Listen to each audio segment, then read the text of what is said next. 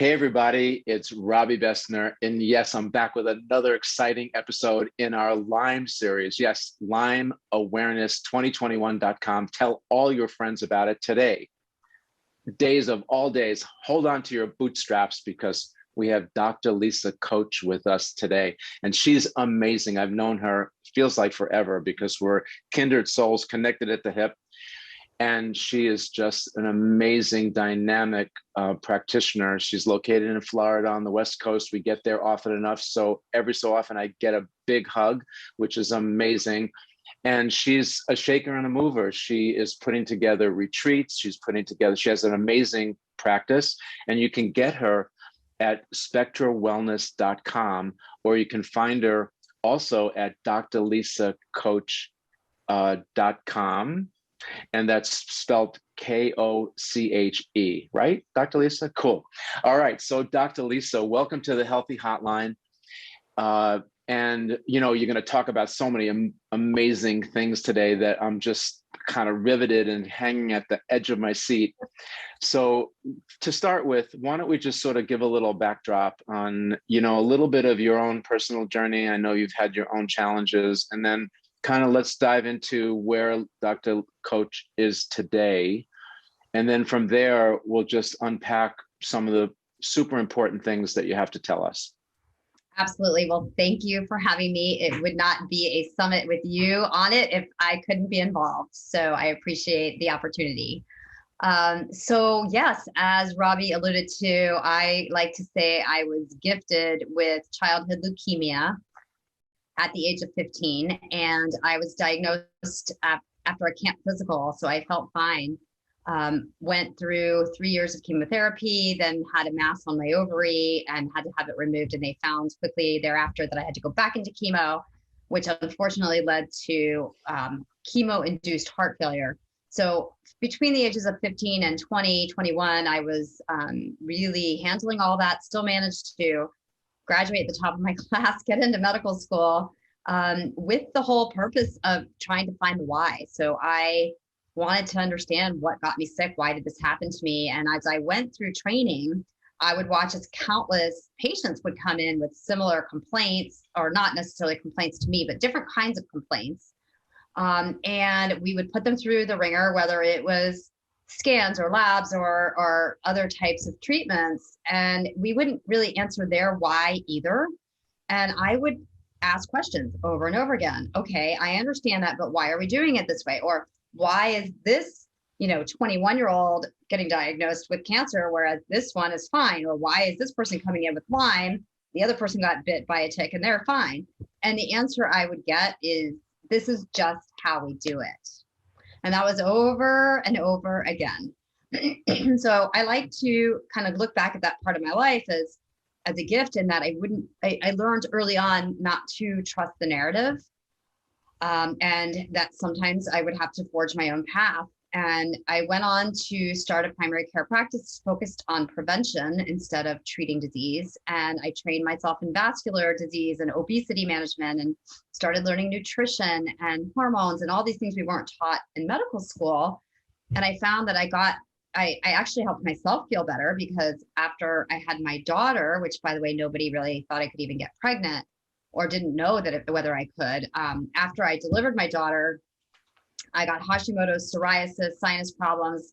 I couldn't open my eyes. They told me I would need eye surgery. I had to have sinus surgery. So I kind of crashed and burned after the stress of pregnancy, which a lot of the viewers, I'm sure, may have experienced some worsening in their problems or fertility issues in the first place. And it just led me further down the path of searching alternative means. And that was what led me to kinesiology and muscle testing, forging a phenomenal partnership that I've had the naturopath in my office healing by my side now for 17 years. And I just continued unraveling and healing my own body through bringing in the best of both traditional medicine and integrative medicine. So that brought me to a focus at one point of studying things like the mitochondria, which were kind of glossed over in medical school, but play a huge role in healing from all types of chronic issues. Wow. What a story. It's amazing. And I just love how you shift from people feeling, and this is a big psychological challenge that many people with chronic ailments in general, but now we're talking to the Lyme community, like, why me? Like, what did I do to deserve this? You know, did it come from a prior life generation of emotional challenges in DNA that I accumulated in my emotional DNA, so to speak? And I love how you sort of frame your own journey as a gift. And it's really a different way to look at it that's so inspiring, because when you come out the other end of the tunnel, as you're in that journey, you start to realize that all of these little challenges, bumps in the roads, and all that stuff that life gives us, the universe gives us, they're really opportunities to learn and grow, find our purpose, get a tough skin, whatever it is, to go from surviving to thriving. And you've done that. And that's just so important as a beacon for everybody out there that's watching, to understand that, certainly you're skilled, but people out there can do it too, because we all have that innate ability inside of us. You just have to get away from the victim mentality, so to speak, to looking at all of the situations as opportunities to grow and learn. And I think that lesson number one out there. Okay, so again, hang tight, because Dr. Lisa is going to teach us some more. So let's keep unpacking this. I know a lot of your special. Oh, by the way, she has an award-winning book. If you guys, haven't figured it out yet, it's Get Lit, L-I-T, and you can get it on Amazon. And many of the things that we're talking about today, and if we don't have a chance to cover them all, will be covered in the book. So check that out. Okay, so foundational tips for health. Give us a feel for kind of things that you might feel in your practice. And by her practice is multidisciplined, as she mentioned. It's integrated and functional. So she's one of those doctors that actually fixes people.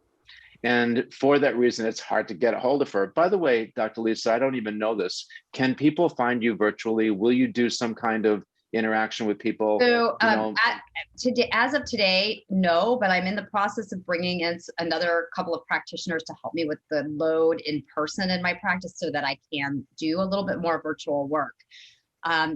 With our retreats and our bigger workshops, we're trying to reach more people. I will be doing a little bit more leading and teaching and webinars online as well. So just kind of stay tuned for that.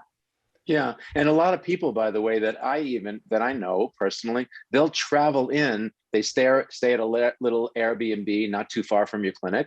And then you get to interact with them you work it out, of course, with your staff, but you can go and you can hang out and then have multiple meetings and so forth set up in like kind of 1 week, do almost a complete overhaul. Yeah. And then that's the best way to go, just because you can experience all the modalities. So when you talk about, let's say, quote unquote, fixing, I don't like using that term, because I can throw all of my knowledge at anybody. But if you, the patient, is not willing and able to see yourself as a healed, sovereign being, then I cannot help. So I do provide a lot of amazing information, ways to look at the body maybe differently than even all the different specialists you've seen, but it is the patient themselves who heals themselves. So it's always a partnership with me and my patients. And what we do is we sit down and we just decide what layer needs to be peeled first. And that could be, in most people, which I'm sure you've had a lot of conversations on this in your summit, is just looking at things like the gut, or balancing out the hormones, or looking at your stress levels and your thyroid and your adrenals. Those things are imperative. We can't skip over the basic fundamentals of a healthy immune system, which is based in your gut, of taking a look at anything in your life, whether it is food you're eating, whether it's the phone ringing, whether it is deciding if you're going to go partner with someone in terms of whether it's a business venture or a relationship.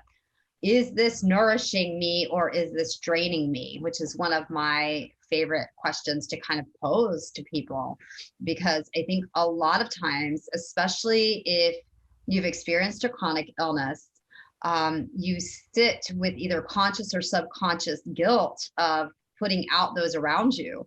And you learn by default to self-sacrifice and kind of become disconnected from self and do things to make it easier for those around you. And then you end up getting drained by the very fact of doing those types of actions. So I think some very basic groundwork, which is taking a look at what you're doing to nourish yourself, taking a look at what you're putting in your mouth every time you eat. You know, is this nourishing me or draining me? And if you make a decision to have something that tastes good just because it tastes good, fine. You know, let's decide that, but let's get right back to eating a nice, clean, non-processed, you know, lots of fruits and vegetables, organic type based diet. So those basics have to always be covered, no matter what we're talking about, whether it's Lyme or chronic Epstein-Barr or Hashimoto's or some other type of medical issue. I think anybody starting and anybody listening right now, just taking that moment to look at, and I divide this in my book into body, fuel, and mind. I think just taking a look at your body and how you're treating it. Are you exercising? Are you hydrating? Are you sleeping well? Are you taking some good quality supplements maybe that you need? Have you balanced things and worked on your gut? And then taking a look at your fuel, because it's imperative. And by fuel, we're talking about not just the food that you put in, but the people in your circle, and the mindset of, like you alluded to, if you stay in victim mode, which is a super easy place to go with chronic illness. And just to share one more personal caveat, you know, I got through all of that crazy time with my daughter. And then I was even able to have another child at the age of 41. I got pregnant with one ovary after 5 years of chemotherapy and no fertility. So this boy wanted to be here. But after I had him, and he was delivered under general cardiac anesthesia because my heart gave out at the end of the pregnancy, that just another time of being tested. But that journey was what brought in the next stage of healing modalities for me to share with all of my patients. And when I'm coming up on my 4-year anniversary, so my son is now almost 10. I went back into self-sacrifice, potentially victim mode, not knowing it consciously.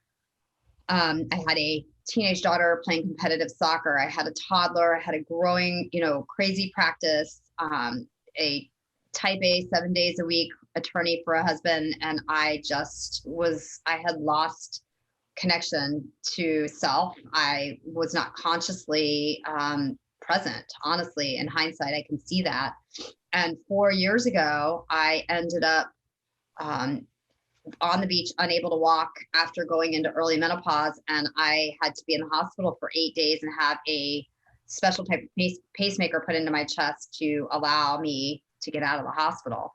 And then the point of sharing this crazy part is I can look back now, and even that, when I was laying in the bed saying, being tested again, which a lot of your viewers have been over and over again, laying there and saying, what is it now? All I do is serve.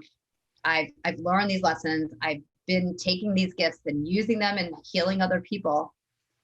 And the message that came through loud and clear was, you're not using the gifts for yourself.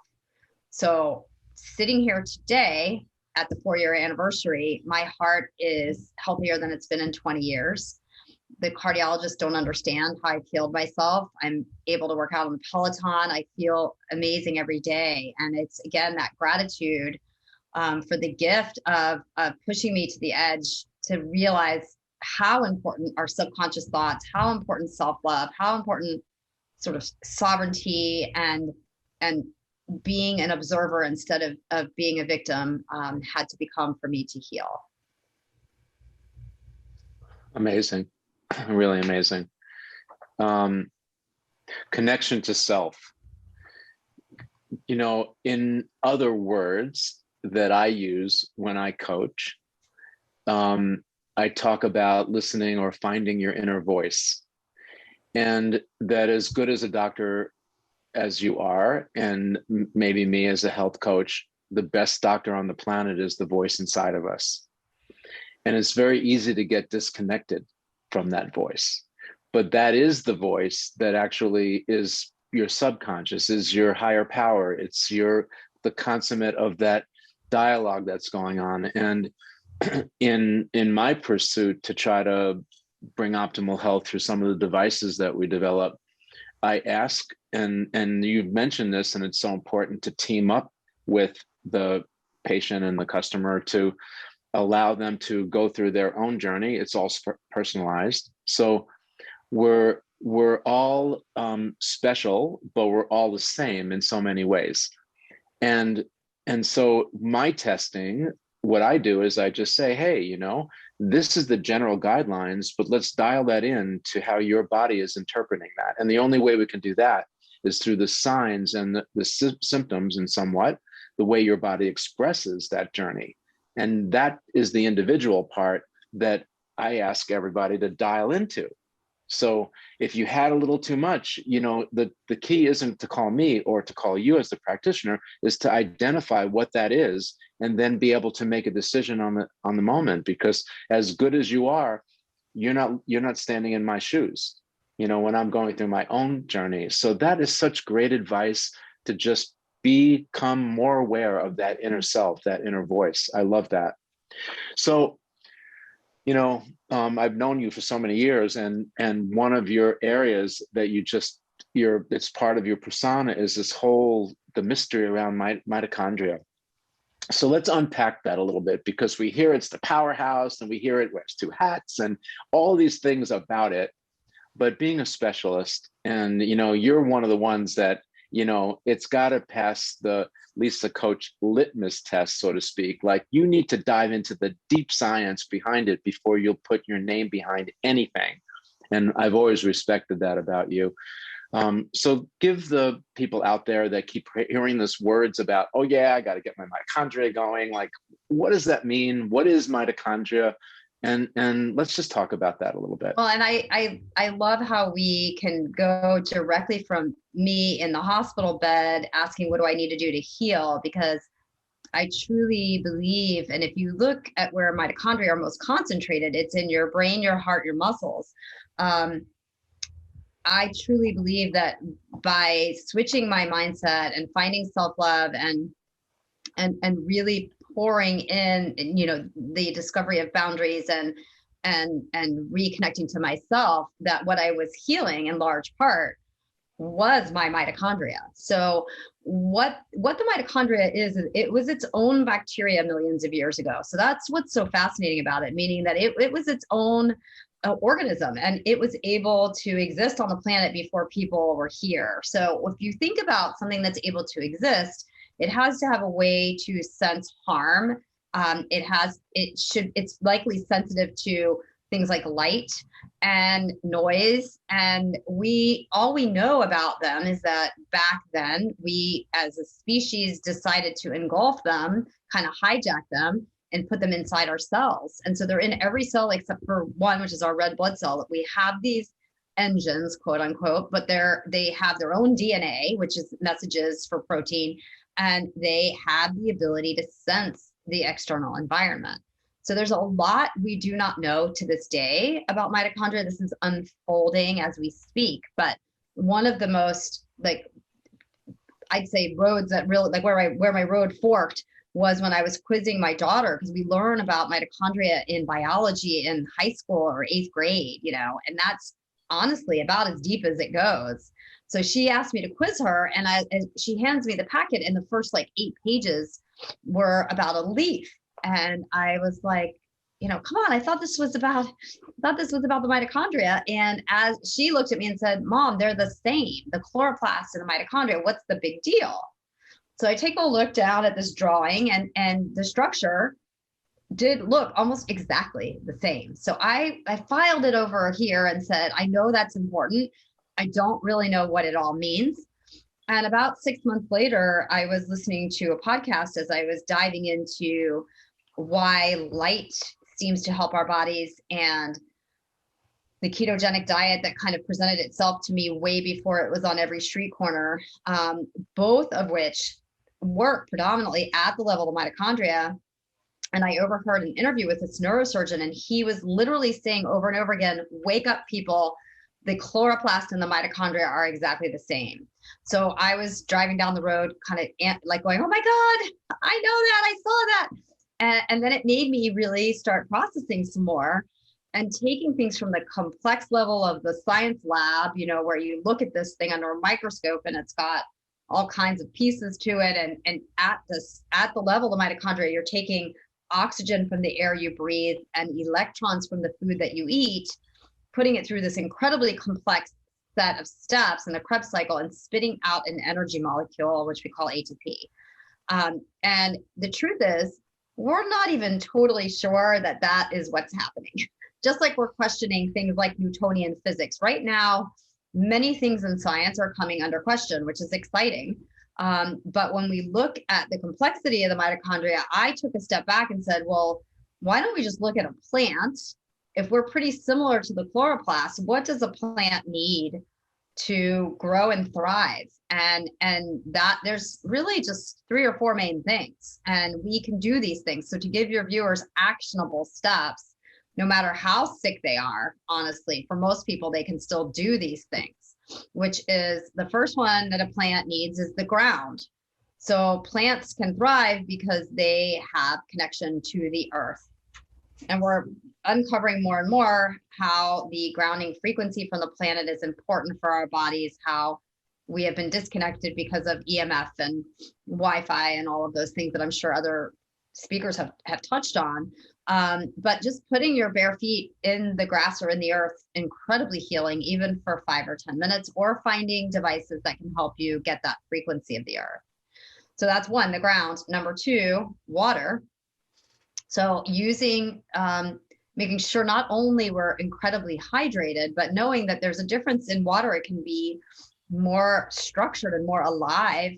And I know you have an incredible tool with your pitcher, but there are other ways, whatever way you can, to achieve that structured water, which can be as simple also as grabbing a handful of blueberries and throwing it into your water. I squeeze half a lemon and throw in some Celtic sea salt in mine. Just started adding a new product that I'll mention in a second, but I think making sure that you're hydrated, literally, I'd say 90% of the patients I see are dry at a cellular level. So if you can just pump up the water, but not just reverse osmosis flat, put it back through, whether it's a vortex like your pitcher, whether it's crystals, whether it's berries, finding a way to structure it. What else does the plant need? The other huge point is light.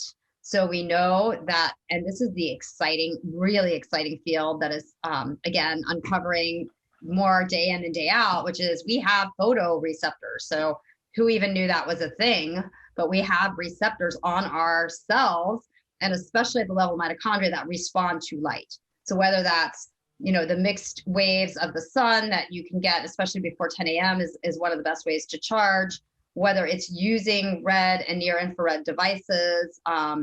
There are lots of ways to bring light into your body. And even if you are having trouble getting out of bed, you can order a red light device and treat your mitochondria. It will trigger mitochondrial biogenesis, which basically means you can actually make new mitochondria by exposing them to the right kinds of light.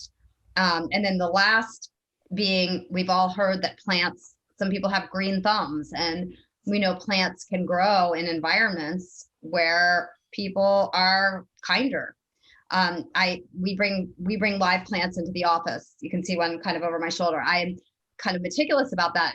When I first hired the company to bring the plants in, they told me a story about a law firm where the offices got the exact same amount of sun. Everything was exactly the same, and it was the same plant. And I guess the one person was a little bit more kind, considerate, energetically sound, had some self-love, and the plant was just like blooming everywhere. And the other office, they kept having to replace it. So that brings up the healing capacity of mindset. And my goal, one of my goals on this planet is to tie the science behind all of this to the spiritual outcomes. And that's something that you and I have talked a lot about working on together, and continuing to do some clinical trials to get the science to where we need it to be. Wow. So we are plants, or plants are us. That's revelating.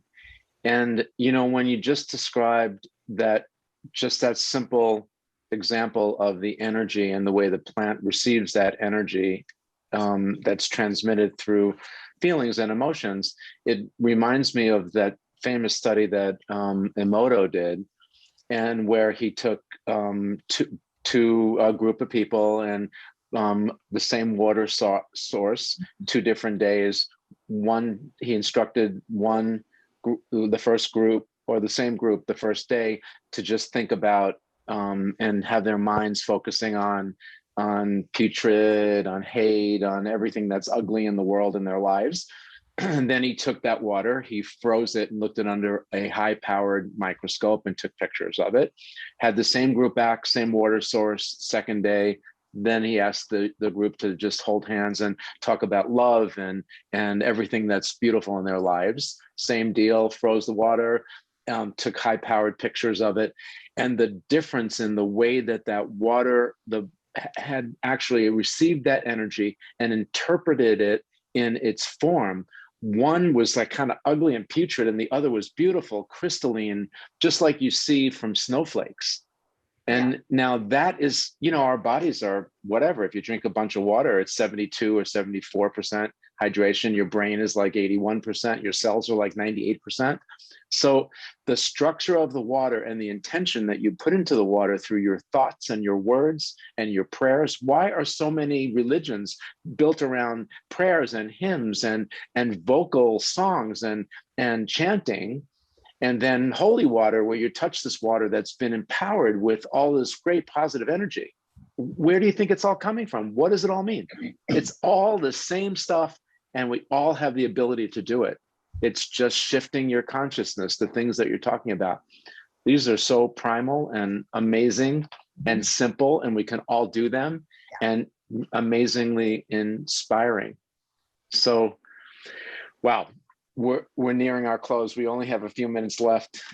So thankful for the time that you've dedicated to give us these tips. So are there any things that we might have left out that you feel are important to share with us today before we have to go?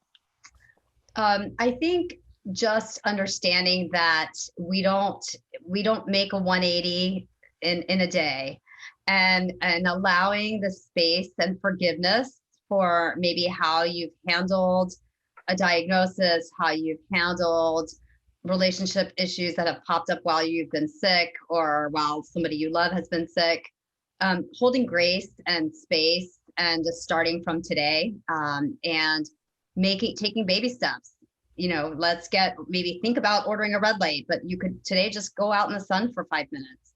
If you can't tolerate 5 minutes, do it for 1 minute. Put your feet in the earth. If you can't get outside, maybe consider grabbing one of the grounding tools that you have access to. Hydrate and structure. Like it doesn't have to be an immediate dramatic shift. It's just take it from where we are in this moment. This is the moment that matters. This is the only moment that matters. And let's see what we can do to just make our healing possible, because I do believe anybody and everybody can heal their body completely. Wow. How powerful is that? Mm-hmm. So you said something that I need to close with that was so heartfelt for me. And it's really, you know, it's a difficult process to find a specialist and someone that is so sensitive like you, Dr. Koche.